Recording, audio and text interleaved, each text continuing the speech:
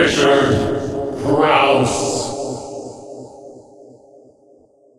I wanted to talk about the character you play, about Kim Fowley. Were you familiar with him before this script came across your desk?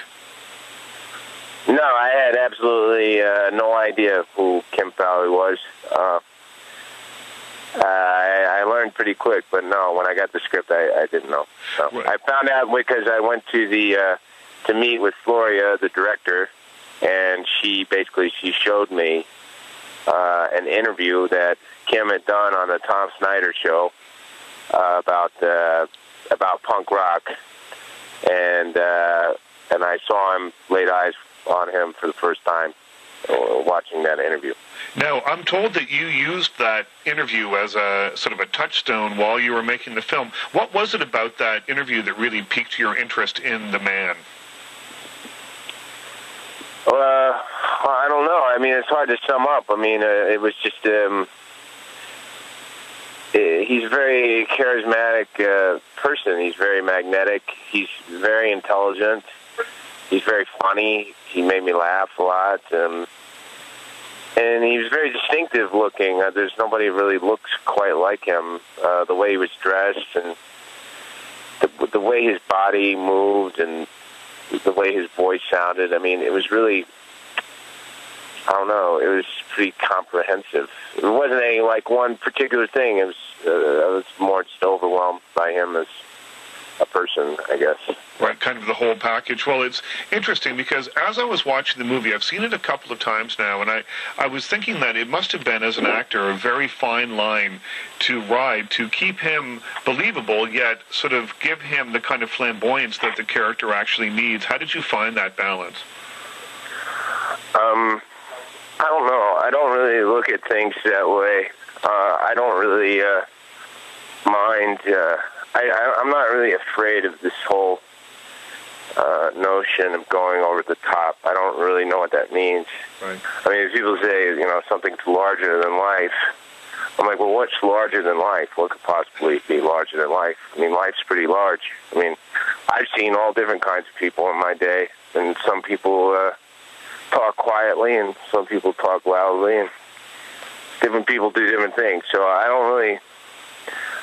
this whole concept of believing someone, like seeing somebody in a movie and believing them, I don't even know what that means. I mean, it's like, believing what? I mean, movies are an illusion, you know. I mean, every movie you've ever seen in your life is a fabrication of something. It's not, there's nothing to believe, you know. It's a story.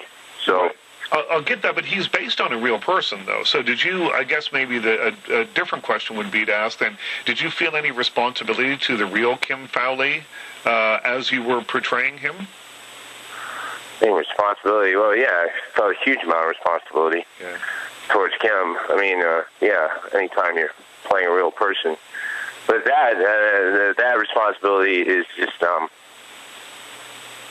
to get as close to your impression of who that person is as possible, which just had to do with, you know, studying him constantly while I was working on a movie, and you know, hoping that translated into the accurateness of my performance. You know, I mean, nobody can literally become somebody else, like change the molecules in your body. I mean, it's a process, and you get as close as you can. But while you're doing it, yeah, you do everything in your power to make it happen. Yeah. Right.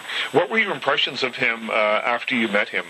Because he's at a much different place in his life now than he was when you were portraying him. My impressions after I met him, I don't know. He's certainly still a very vital person. He still has a lot of energy. He's a real survivor. You know, he's been through a lot. Even just physically, he's been through a lot. I mean, he's very quick to tell people that, you know, he's survived numerous maladies. He's had polio a couple of times, I think, and yeah, cancer and things. He's a real warrior. You know, he's a tough cookie. Yeah. Well, So, you certainly get that from your portrayal of him.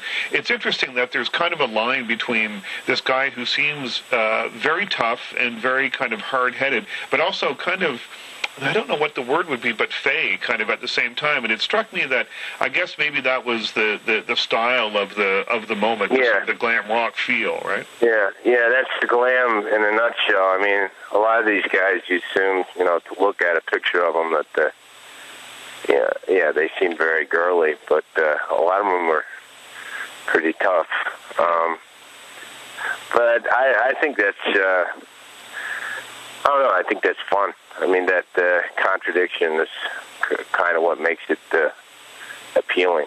Well, I certainly was a period of music that really affected me a lot. As I was growing up, I was 15 or 16 in the late 70s, 78, 79.